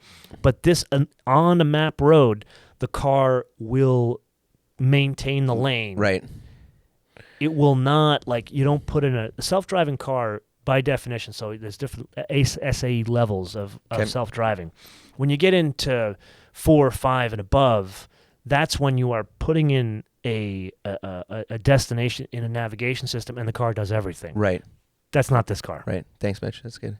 So, are there cars like that right now? No. Okay. When will that occur? Well, let me step back. There are cars like that right now that are in testing. Sure. Google has them. Uber does a version of theirs, but nothing commercial. That is many years away. Okay. It's not just the technology that has to be sorted out. It's more the legalities. Right. What happens if I'm driving this Mercedes S-Class and I mow you down? Do you sue me or do you sue Mercedes? Right. So there's a lot of we don't know what we don't know. And this is an instance where I would say the governments are kind of getting it right and slowing it down. Mm. There are some that are a little bit more aggressive, like Arizona as well as Santa Clara County, are a little bit more aggressive in allowing this technology because that's where their biggest cheerleaders are their constituents. So like Intel and Uber do it in Arizona, and then obviously Google in Santa Clara County. Right. Where everywhere else, we need to understand, we need to sort out the legalities. I see it a couple of years, but once it does open, when I say a couple of years, a lot of years. Yeah. But once it does open, this is just, don't go and bet this on Vegas. Sure. I see the auto industry changing. Okay. And this isn't just me talking. This is Bob Lutz talking, other folks within the industry. This will change the paradigm of your relationship with a car. So like you and I, we're car freaks. Sure. We'll always have a cool car. Yep. We're always going to drive ourselves. However, most people your age that live in Toronto, given the opportunity, if they could buy a car share where the self-driving module comes up and picks them up and takes them to their Asian fusion restaurant, and they could drink their brains out and the thing takes them back, and it's the same or less cost than a car, you better believe they're going to do it. 100%. And that will drive volumes of cars down. So right now in the U.S., the seasonally annually adjusted sales rate is 17 million. Okay. To give you an idea, the other end of the spectrum, in 2009, when the economy fell off a cliff, it was 9 million. Wow. You're going to see stuff like that. Yeah. And so what do? How does that what that impacts politics, the economy, jobs, you name it. Yep. There's so many different avenues we can go to here, and I know I'm bringing up a lot, but at the end of the day, this is probably many years off, probably at least 10, 15 years off. Right. Before I can get into my car. When do you, if ever, get into your car drunk and it takes you home? Well, if you have one of these modules, but then again, that comes down to the legalities. Right. Right now, you couldn't get in that S-Class and drive it drunk. You'd still be considered, the liability's on you because you're a drunk driver. Right. And I think it enables bad behavior. I think people, this is probably a bigger topic, but many people, there isn't common sense anymore, whether it's politics or driving. And I think once you hand over more responsibility to this rolling computer, people start to lose their way. And I think there's a fine balance that needs to happen in order to get people to still have some common sense and that you are operating or part of this 4,000, 5,000 pound moving vehicle going 80 miles an hour. Right. Yeah, I guess. I mean, I guess there's drivers of even, the pilot's still responsible when they have autopilot in a plane, and train conductor's still responsible even though they're on the tracks. Yeah. That's actually, I think you've touched upon the theme that connects everything we discussed today is responsibility. There seems to be a loss of responsibility in our respective cultures, not just the U.S., not just Europe, and not just up here. Sure. I mean, do you think that that is the... do you think, what do you think causes that? The lack of the lessening of personal responsibility? If I were to answer that, this would turn into a very divisive conversation. I have a very specific answer I'll be happy to give you off camera. Sure. Yeah. Well, it wouldn't be divisive between me and you, probably. Between you and I, we would get along beautifully. Yeah. But it's a little bit... Is it worshiping the government? Is it losing religion? Or is it losing culture? Well, I mean, I am a church on Sundays kind of a religious guy. I mean, I think there is a distance from God that is part of this. But again, the real answer is it's a combination of a history lesson. Sure. And let's just say this isn't something that happened overnight. It didn't happen because Mark Zuckerberg founded Facebook. It happened way before then, and he just kind of put fuel on the fire. Sure. So I don't know. Maybe we make this a pay-per-view event. Yeah. Okay. I'll leave you alone on that. But where does it lead then? Where does it lead? Is it a pendulum swing, or is it off a cliff? Like you see, a counter, like it's so funny to be a counter-cultural or a punk rocker type guy nowadays would be to. What is punk now is to go to church and have a family at 29. And I'm punk at Right. this point. Yeah. How old are you? 30. 30. I Okay. just turned 30. Okay. So you're punk now. Well, yeah. You having a kid? Like having green hair is normal. It is. In Right. California, it is. Yeah. Yeah, not my thing. Yeah. But to answer your question, we are at an inflection point in our society, not just with cars and not just with self-driving, but we're at an inflection point. We can continue down this path of division, and I'd be happy to say it. You end up in civil war. Sure. Or you can pull your head out of your ass and, as I said, get rid of the very extreme left, get rid of the very extreme right, start and get down the middle, and have things work again. And that would impact every aspect of our society, not just electric cars, not just can we buy or sell a gasoline car after 2035, and not just, okay, well, what grid is going to be out there? It's absolutely everything, from healthcare to education to transportation, you name it. You solve a lot of problems that way. Right, but I don't know if you for starters, I don't know if you can get rid of that type of thinking, the extreme type of thinking, and if the lever is there, if the big, if the political apparatus is there, it will be controlled. It will, so as power builds, as these states grow, how do you back that up? In my mind, is more the question than. That's where you have to follow the money, right? Because a lot of what we're dealing with right now is, I disagree with you. You can get rid of the extremes on either end. The thing is, it behooves those who purvey bullshit to continue to focus on extreme left, extreme right. Right. And if you were to take that motivation away, then you can actually solve the problem. Right. But right now, there's too much success in stoking left or stoking right. Sure. And that's why we end up with broken solutions like you're going to drive an EV by 2035. Yep. Or you're going to, look what happened in Sri Lanka. Basically, by getting them on ESG, they have completely decimated their food supply. Right. That's an extreme example of stupidity. Yeah. The best way to let's bring this back to my Dave Ramsey class that I do. Sure. So I teach a financial class about living a debt-free life and growing wealth. And your biggest wealth building tool is your income. I teach that Sundays in my class. And people come to me with ideas. I want to do this, or I want to do that. Here's how I'm going to get out of debt. And the one thing that's consistent that I bring to folks is, okay, it's a great idea. It's a great idea to have a portion of the population driving an EV where it works. It's a great idea to have to not be so dependent on chemical fertilizers. Wonderful idea. Yep. But you can't flick a switch and do it overnight. Right. What you need to do is get the boat closer to the dock before you make the jump. Change happens with a lot of very small changes, not I'm going to go and flick a switch and it's going to ultimately be my utopia. That's where you get things like Sri Lanka. Right. 100%. That's where you get collateral damage. A lot of collateral damage. And Yeah. people that, if you were to go to Sri Lanka and explain to them ESG, they'd be like, what the hell is that? Right. They would think it's like some kind of like food additive. Yeah.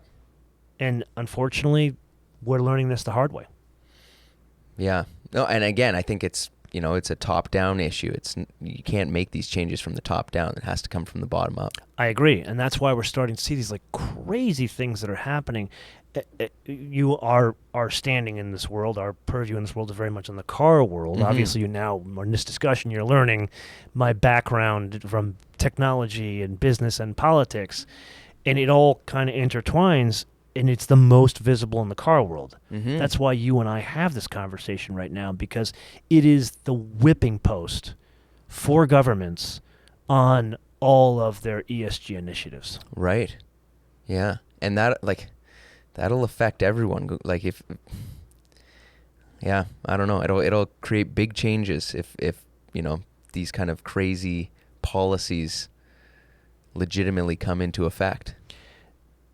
again, it comes back to, let's get the boat closer to the dock. I'm not mad at doing EV. Mm-hmm. I'm mad at you trying to do it in a 15-year period when you know there's no way on God's green earth you're going to get green energy out of any of those coal-fired plants. You're not going to get a nuclear plant online in California ever. Right. So where's the green going to come from? Wind and solar? We saw how well that worked in Texas. Yeah. And we're just getting more and more and more extreme examples of kind of the craziness.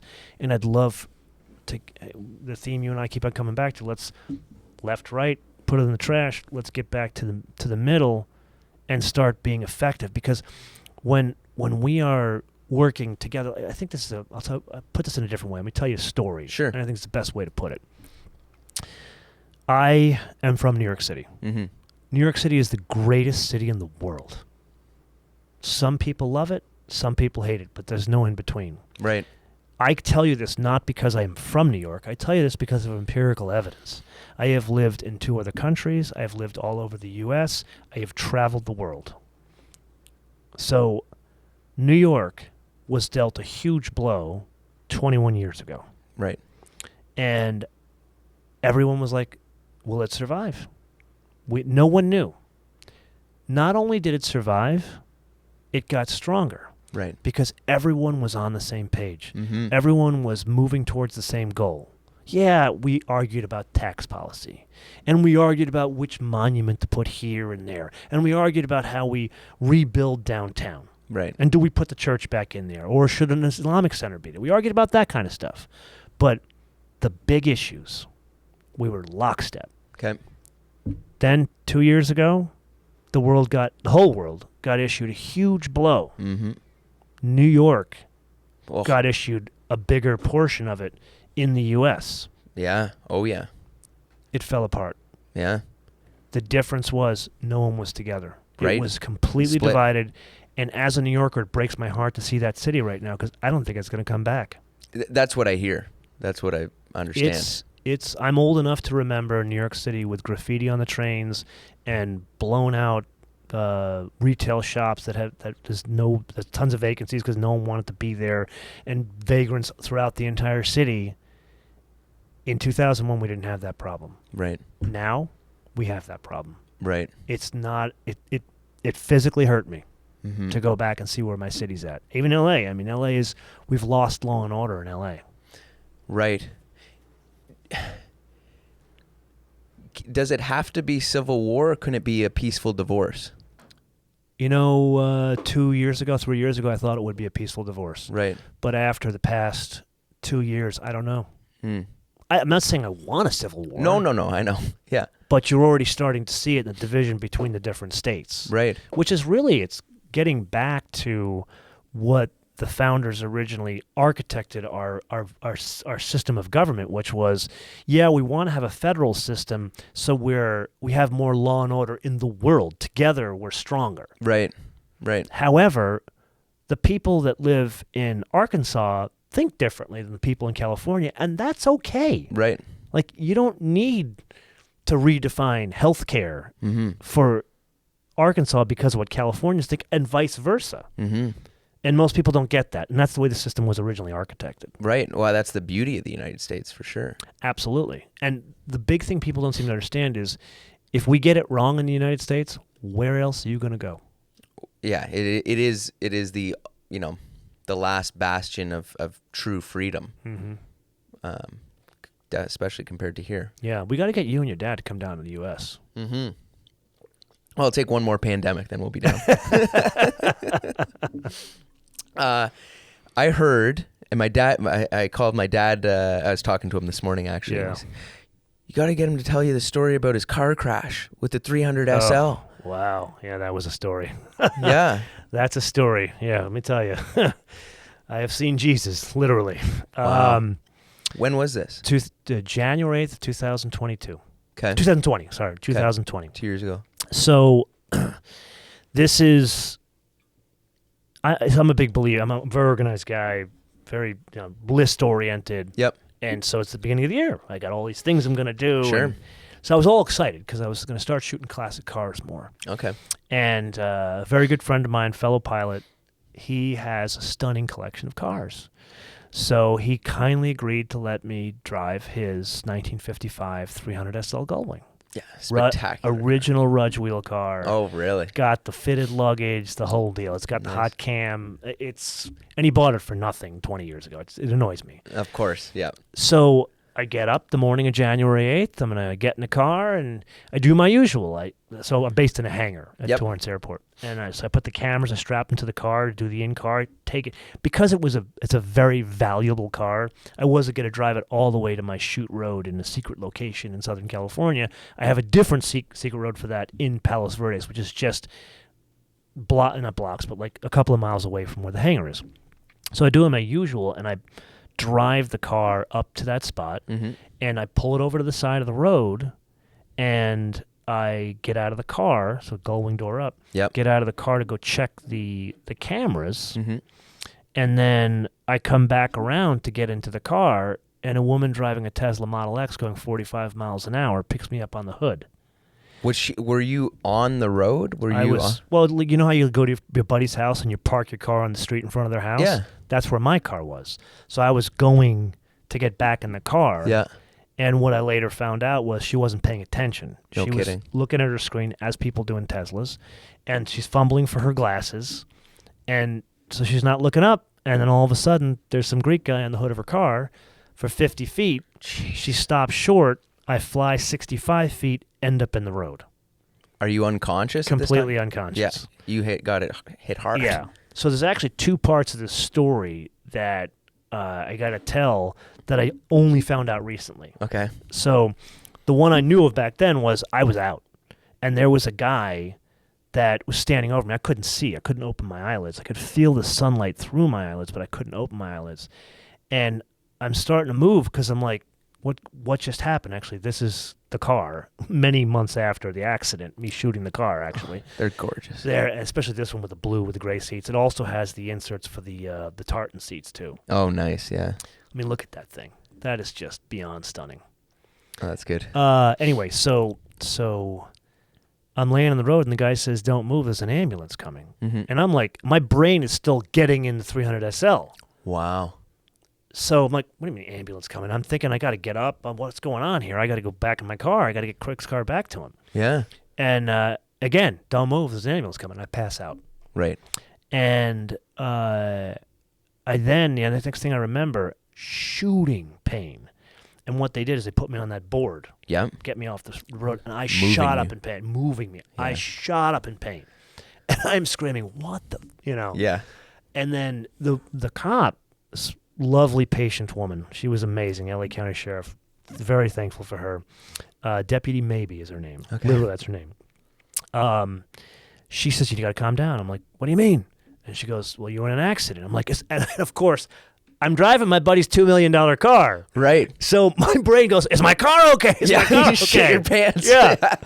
And because I'm dead if I go back and have a scratch on that car. You're actually dead. Yeah. So she goes, you don't seem to understand. You weren't in a car. You were hit by a car.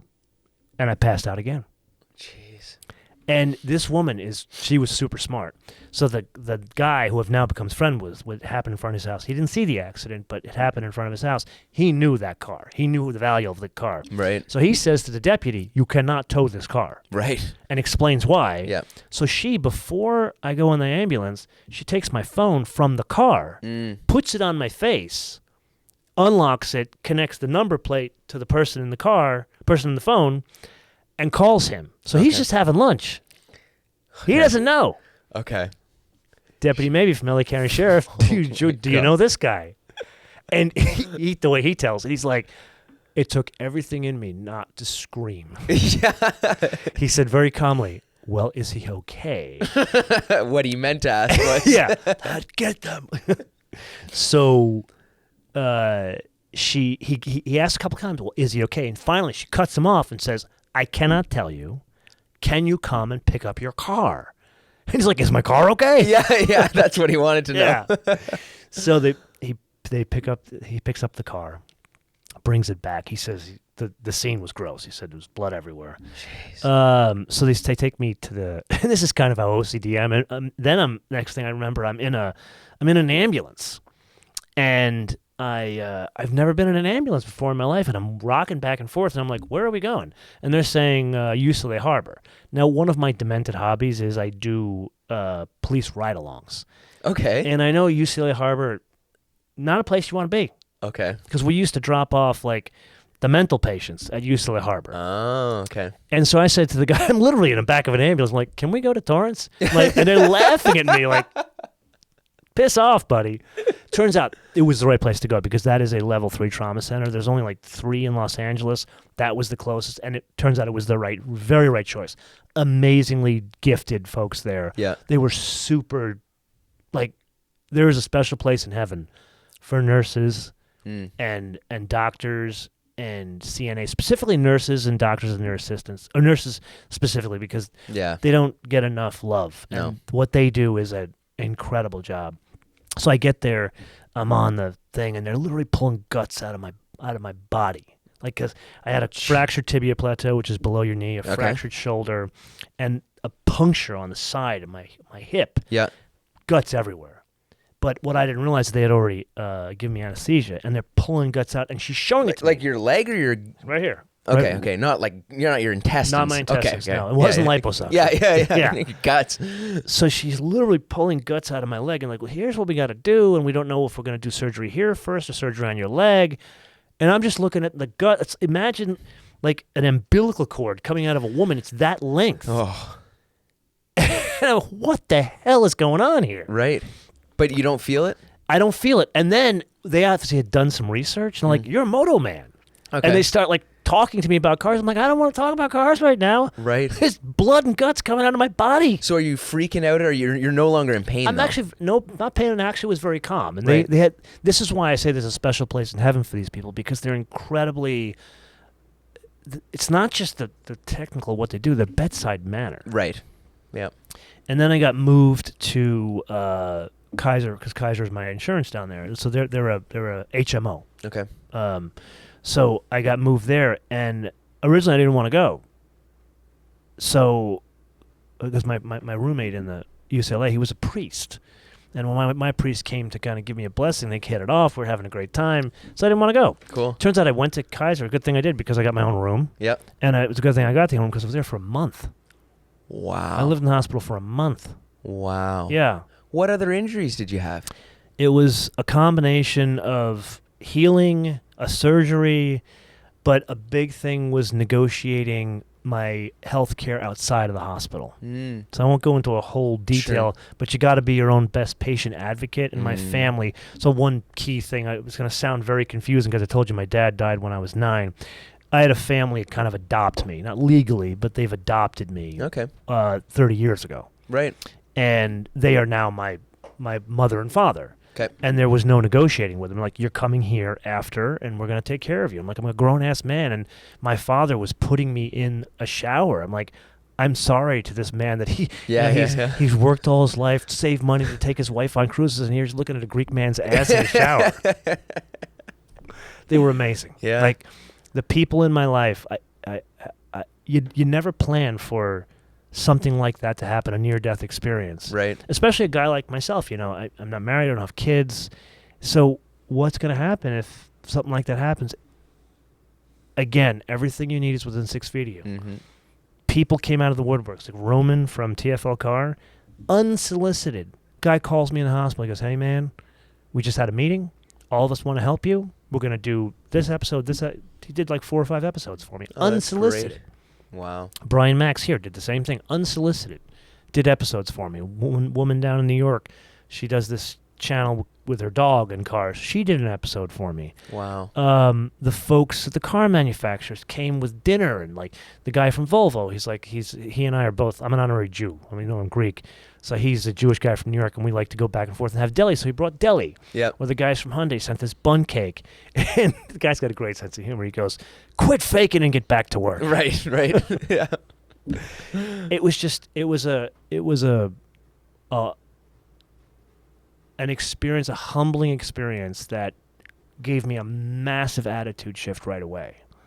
And then the PS to the story, which I found out not until later, go back to the scene. I'm in the road. Accident just happened. The guy in the house didn't see it. two women driving to the school to pick up their kids. They drive by, and there's a guy on the road, and there's this fancy car, and there's a woman sitting in a Tesla crying. So they get out of the car, they rush to me, and they start talking to me. They say I'm actually talking to them. I have no recollection of these two women. Right. And they go back and forth. One of them calls the cops. The other one is a friend at the fire department locally. The fire department comes. The police come. They interview him, and like, we didn't see it. Okay, you guys can go. But they put two and two together, like, well, the guy's name is Greek. We know a Greek guy. Turns out they know one of my buddies that's a priest at a church in L.A. Wow. And we have our Greek men's group we do on Fridays. He's part of it. Sure. So they kept in contact, tabs on how I was doing through this priest, Father Tommy. And then they were just happy to hear that everything was okay. They saw my video that I was actually in the hangar, and I clued everybody in. But then fast forward to 2 years to the day of the accident, January 8th, 2022. Mm-hmm. So we do this classic car drive around the hill every Saturday. Okay. And we go and we do a drive and we go a place for lunch. Well, that blue Mercedes is very distinctive, even if you're not a car person. Right. So they decided to go to lunch. I didn't go that day. They decided to go to lunch. Cars parked in this restaurant on top of the hill, this Mexican restaurant. There's two women walk in and they see the blue car. They're like, wait a minute. Is that the car? Right. So they go to the owner who they know, and they say, who owns the blue car? They introduce him to Craig, and they go to Craig. I'm like, is that the car the guy got hit in? And I'm like, yep. And they start playing geography. It turns out one of my buddies, their daughter, goes to school with the daughter of these two girls, these two women, and they end up like, you got to meet this guy.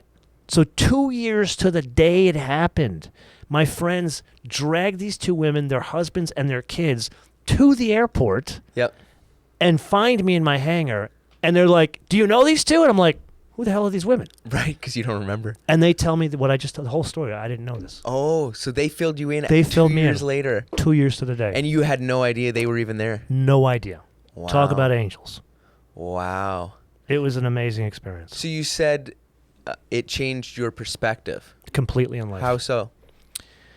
I already had an appreciation for life because... I mean, now we'll go from politics to like philosophy. Philosophy, yeah. You know, my dad was amazing. My bio dad. Yeah. He was a literally rock star. He put men on the moon. Yeah. Very few people can say this, but sadly, I lost him at a very young age. And he was really trying to spend a lot of time. He did. We'd watch Peanuts. Cartoons together. Every car show we went together. Every Friday night we would go to this ice cream place together. I mean, he was awesome. Right. But I lost him at a young age. Yeah. And I raised myself. I was alone at that point. Yep. And then I don't know what happened. This other family, I met them through a friend of mine from university. They just saw a need in me that I didn't know existed. And they just appeared. And they were very consistent. And it took me a while to understand that. And so I learned an appreciation from seeing a kind of a dysfunctional family. Sure. All families are dysfunctional. My bio family they looked up to dysfunction. They were non-functional. Sure. But this other family, unbelievable how they enjoy spending time together. And I learned appreciation by seeing the disparity between the two. And it gave me an appreciation for life. And that's what gave me the motivation to change from, I don't want to be this guy living in debt and not knowing what I want to do in life. And that's where it's hard. Like, people say to me, like, how do I buy a car without taking debt? Easy. You save money. Yep. But that's going to take me 10 years. Okay. Then work. Yep. You know? And it's understanding the motivations in life, understanding what really are our priorities that gave me that appreciation in life. But then, when the accident happened, that put everything on steroids. It made me look at life as, what do you want to be doing in your life between now and dead? And it can happen at any time. It could happen at any time. Right. Like 80%, 45 miles an hour she hit me. 80% chance you die. For sure. The 20%, you're usually paralyzed or brain dead. Yeah. I was walking in 6 weeks. Jeez. It's a crazy scenario of that I'm even alive. Right. And as a result, I said, okay, you know, we all get in our way. Like, the biggest obstacles in every one of our lives, I don't care who you are, is the person in the mirror. For sure. And I needed to not be that guy in the mirror anymore. And granted, am I perfect? No. Right. But there are things that I just said, okay, I'm going to start focusing on making this a priority, making this a priority. Also, learning how to say no more often. That's something I wasn't good at. Mm-hmm. So a combination of being more respectful of your time. your own time. Yeah. Yeah. Yeah. And is it for fear to do those things before you die? Is it for fear of regret on your deathbed, or is it just more of a desire thing? Why waste time? Get busy living. Just get busy living. My bio dad died when he was 52. Yeah. That's young. Yeah. And it was a lot of his self-inflicted stress. Mm. And I'm high strung. I'm a type A New Yorker. I'm in your face. Yep. And there's a lot of times like I do these ritual things now to kind of keep me grounded. Not this Eastern philosophy bullshit you see. Like, but I'm not a yoga guy. Do things. Yep. I run every day. Mm-hmm. That's a yoga. That's therapy. Yep. I don't do yoga. That's it is yeah. And it's going to sound really strange, but I'm a cigar smoker. Okay. Like occasional. But in the evening I'll have a cigar. Sure. Turns my brain off for an hour. The same thing with running. Turns my brain off for an hour. I spend a lot more time with friends now. I'm better about balancing work time. I'm not a big believer in there's a work-life balance. Right. I don't think that exists. Okay. And that's why it's more important that you be doing something that you really love in life, be on a mission in life. Because you're doing it. Yeah. It's also okay to just have a job. Not everybody wants to work at the levels that you and I do, because you're working 25 hours a day, 7 days a week. Yep. But either way, you got to have a mission in life, whether it's you live to work or work to live. Yep. And that's a huge differentiation between living in a place like Europe or living in a place like the U.S. Yeah. You work to live in Europe. You live to work in the U.S. Yeah. Yeah, absolutely. And it's, and I don't know, I think, whether you do what you love or not, you're going to work. Like, no matter what. Even it doesn't matter, you could have your dream job, whatever you thought, like absolutely get exactly what you want. And it's still work. And what's the old saying? Be careful what you wish for, because you will get it. Yep. Like, I literally drive brand new cars. Like, I drove a test bed of a car coming out in 2025. That's a dream. Yep. To sit with a guy like Bob Lutz in his backyard, smoke cigars, and play with a pet pig. It's a dream. Yep. But the amount of work it takes to do that. Like, look about what's on camera. Let's say that was a 15-minute episode. It's 1 hour for every minute on camera, on average, to produce this show. Yep. No one sees that. Yep. And a lot of people in life, they'll say, we want quality and we want people to be truthful with us. But in reality, in my life, I've learned no one's willing to pay for quality and no one wants you to tell them the truth. To some degree. Maybe not.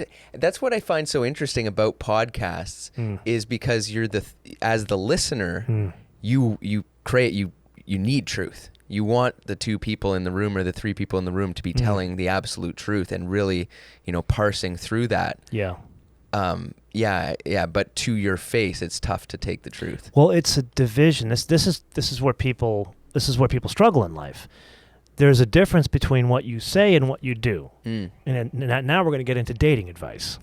So the biggest piece of dating advice I can give to any young man or woman is don't listen to anything they say. Only look at their actions. And that applies to everything. Yeah. So people will want to hear what you and I are having a very honest discussion. I'm really enjoying this. Yeah.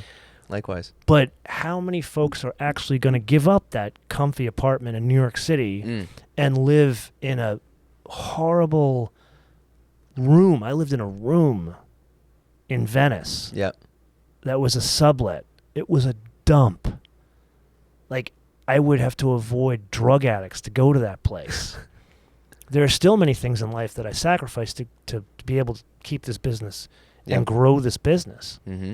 But what sacrifices are you willing to make? And it's all in those actions that create how successful or unsuccessful your life is. Sure. No, I completely agree. What books have you read that have had the biggest impact on your life, or people or lectures or whatever it may be? Okay, so I don't know if you were asking this because I actually have a little book club that I do with the show. Not at all. Yeah. Okay. So obviously, I've already brought up Dave Ramsey a couple of times. Sure. Had a huge impact. He's not a great writer. Okay. He's not a great writer. He's a redneck from Tennessee. But what he did is he got my head away from overthinking the problem. I was thinking about it from a math problem, and he's like, it's a behavior problem. And once I figured that out and laid it out in very simple steps, I'm a pilot. Pilots are OCD. We like lists. Sure. It worked out very well. That was a big impact on me. The Intelligent Investor by Ben Graham. Okay. It helped me understand economics a bit more, because a lot of people think, especially today, it's a trade and you're not creating any value. Well, you and I, we create value. Sure. You and the Klutt family with that restoration shop in the back, you create these incredibly valuable things that represent history, where a lot of people are just doing trades. An intelligent investor connect the trade and creating value, and that creates the value investor. So I understood the market better from Ben Graham's. He was a professor at Columbia, and actually, what's his name? Warren Buffett. This is his blueprint on how he became so successful. Okay. And that's how I found the book. Right. But it helped me understand investing, and to this point, it changed the way, or it really shaped the way I invested over the years. Right. So is the focus to look for the creation of wealth more than the? It's the focus is to look at value. Okay. At the understanding of what are you willing to exchange money for? What's valuable to you? Buffett talks about it as a durable competitive advantage, and that's why he invests in things like Coca-Cola. Right. That's why he invests in things like Geico Insurance, where if you don't understand it, and this is I came from the tech world, and one of the things I took from that book was your investing is not just what you're putting in the bank. It's also your time. So one of the things that took me a while to understand, and the guy who worked with me financially when I was younger, he was like, okay, so I would call him, hey man, Fred, I got this great tip. We can get into Red Hat. We're going to make $1 million. Right. And he'd start the same cool question. And he started the conversation the same every time. Why do you want to do that? And he'd make me explain it to him. Yeah. And 5 minutes later, I'm talking myself out of it. Yeah. And what he was trying to get me to understand was you're over-invested in technology because you work in technology. So you need to diversify your investment strategy into different industries. Right. And that's where some of the value comes from, that A, you're looking for something with, as Warren Buffett says, a durable competitive advantage, but B, you want to be more spread out between different industries. Right. Another book that had a huge impact on me, this obviously I've got to say this from a pilot point of view, From Worst to First, written by the ex-CEO of Continental Airlines, now United, Gordon Bethune. I actually had the very good fortune of meeting him. Yep. He drove home the point of the value a bit more and helped me understand a business, how to run a business. And I'll never forget this one chapter. It's called the 5D test. Okay. His idea was he basically took a terrible airline. It was a horrible airline with old planes in a slot-controlled city and turned it into the best performing airline with the best on-time performance, baggage, you name it, with the same people and the same planes. How the hell do you do that? Right. One of the things was he got obstacles out of people's way, and part of doing that was let the people that know their expertise give some information, give some insight back. Like the baggage people came up with this idea, well, what if we were to put a tag on the bags that say priority, and the people who are paying more for the ticket get their bags back first? Right. This didn't come up from the marketing folks. It came up from the baggage folks and the way they loaded the planes. Right. He called it the 5D test. Would the guy in 5D pay extra for that? Yeah. And I apply that today. Would the guy watch longer on my episode if I have that big intro in there? It turns out he won't. That's why I took it out. Okay. But will the guy watch longer if I spend more time talking with the chief engineer of the GR Corolla, even though his English is not great? Yes, he will. Right. So I learned a lot from that. Yeah. And then, of course, Bob Lutz's books. Bob Lutz has written, I think, 5 books at this point. Okay. So I've had the unique advantage of not only reading the books, but also talking through the books with him.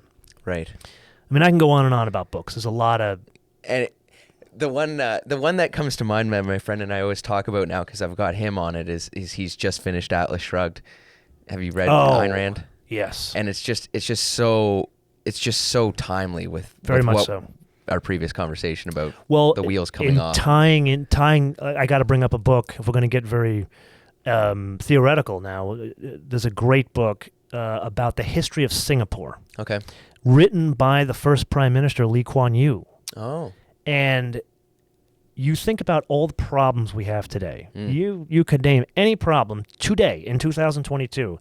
They had it a million times worse in the 50s. The Brits were pulling out their military installation of Singapore, which was their entire economy. So their world was imploding. Right. They had every neighbor was hostile towards them, and then their only solution was to actually marry one of their hostile neighbors, the Malays. Okay. So Singapore became part of Malaysia, or became part of the Malays and became part of Malaysia. That didn't work. Then they separated again. Okay. And they still had no economy. Right. So Lee Kuan Yew and his cabinet had to reinvent Singapore from this military installation, and basically it was a swamp in South Asia, to what if we were to do manufacturing? This is before manufacturing was big in Asia. We're talking the 60s. Yeah. So he was going to like middle technology companies like Texas Instruments and trying to bring them, and they invested into the facilities, kind of like what China does today, but they shared it with the people who actually are the constituents. So if you worked in the factory, you could buy your own home. Wow, okay. And here's the other problem that they solved. Singapore is not a homogeneous nation like Germany. Right. You have Indians, you have Malays, you have Chinese, you have people from all over the world, and they didn't get along at that point. Right. So they had to create policies not only to bring these people together, but to get on one goal so they can take or get investment from first world powers.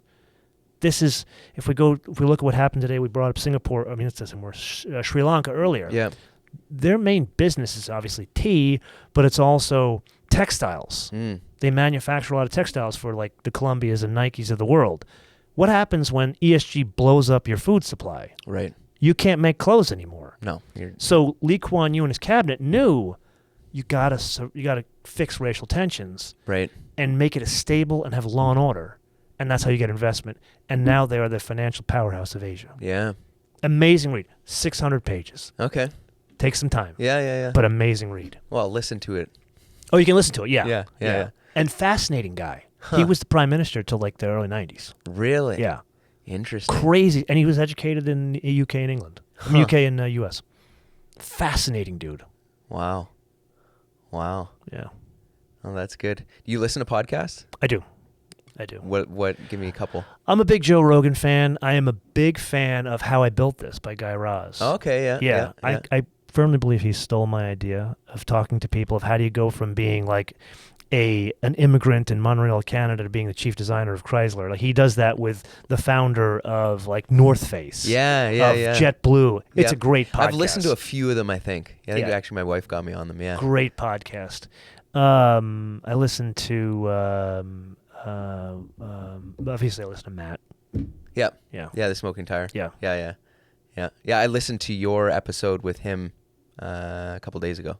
Oh yeah, that was a while ago. I gotta go back and he and I need to get together again. Yeah, I think you should. Yeah. He and I, he's one of the folks I smoke cigars with. Okay. Yes. You've got a few friends that you go and smoke cigars with. Yeah, so it's Brian Max, it's Matt Farah, Ralph Scheel and I smoke cigars. Obviously Bob Lutz and I smoke cigars.